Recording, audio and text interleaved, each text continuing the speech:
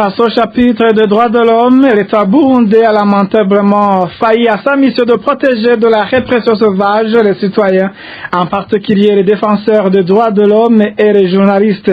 Déclaration de Justine Nkurunziza, défenseuse des droits humains et présidente de la COSOM, qui rappelle que les personnes qui traitent les questions d'intérêt public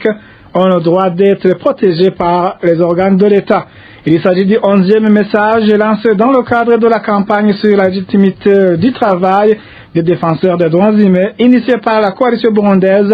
des défenseurs des droits de l'homme, CBDDH en sigle. Suivez plutôt Justine Nkurunziza, présidente de la COSOM. Selon l'alinéa 1er de l'article 2 de la Déclaration des Nations Unies sur les défenseurs des droits de l'homme, c'est l'État qui a, au premier chef, la responsabilité et le devoir de protéger, promouvoir et rendre effectifs tous les droits de l'homme et toutes les libertés fondamentales. Un défenseur des droits de l'homme étant, selon toujours la Déclaration des Nations Unies, tout individu, seul ou en association avec d'autres, qui contribue à l'élimination effective de toutes les violations des droits de l'homme et des libertés fondamentales des peuples et des personnes. L'alinéa 3 de l'article 12 stipule qu'il a le droit d'être efficacement protégé par la législation nationale quand il réagit par des moyens pacifiques contre des activités et actes, y compris ceux résultant de missions imputables à l'État et ayant entraîné des violations des droits de l'homme et des libertés fondamentales, ainsi que contre des actes de violence perpétrés par des groupes ou individus qui entrave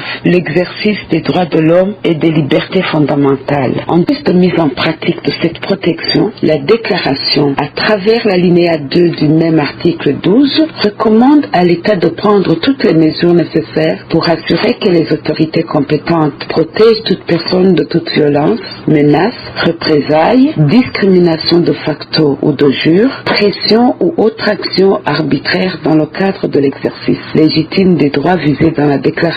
sur les défenseurs des droits de l'homme. Sur base de ce qui précède, il ne serait pas superflu de dire que l'État burundais a lamentablement failli à cette mission si l'on considère l'environnement délétère dans lequel travaillent les défenseurs des droits de l'homme et la répression sauvage dont ils sont victimes. De la condamnation injuste de Germain Rukuki à une très lourde peine d'emprisonnement après un procès expéditif à la détention arbitraire des journalistes du groupe de presse Iwachu, en passant par la disparition forcée de Marie-Claudette Kwizera, trésorière de la Ligue burundaise des droits de l'homme ITECA, et l'exil des centaines de défenseurs et journalistes, les autorités burundaises devraient revenir à la raison en revoyant leur politique en matière des droits de l'homme et garantir aux défenseurs des droits de l'homme la place qu'ils méritent dans un état de droit.